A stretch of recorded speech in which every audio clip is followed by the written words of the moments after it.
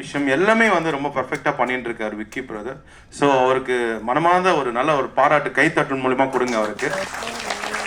So எல்லாருமே ஒரே விஷயத்தை ரொம்ப பாராட்டினாங்க. விஎஃப்எக்ஸ் பிரதர், வா மாரிஸ் பிரதர், உங்கள் டீமுக்கு எல்லாருக்குமே வாழ்த்துக்கள். ஏன்னா அது எப்படி எடுத்திருப்பாங்கன்னு எனக்கு தெரியும். அதை எப்படி நீங்கள் மாற்றிருக்கீங்கன்ற ஒரு ஃபீல் இருக்குது ப்ரோ. வேறு லெவல் ப்ரோ. அண்ட் ஐட் கார்த்திக் ப்ரோ, உங்களோட சப்போர்ட் எல்லா மியூசிக் டேரக்டரும் தேவைப்படும்.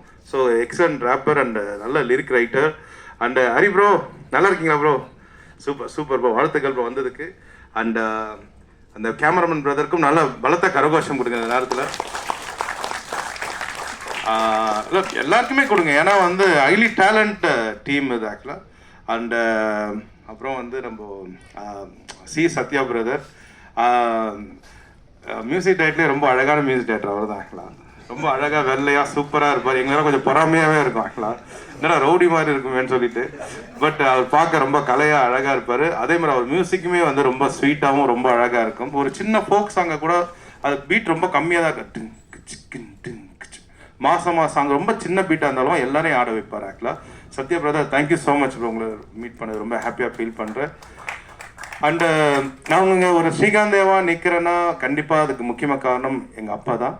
ஸோ சின்ன வயசுலேருந்து அவர் மேலே ஒரு லவ், அந்த அவர் மியூசிக் பற்று எல்லாமே வந்து.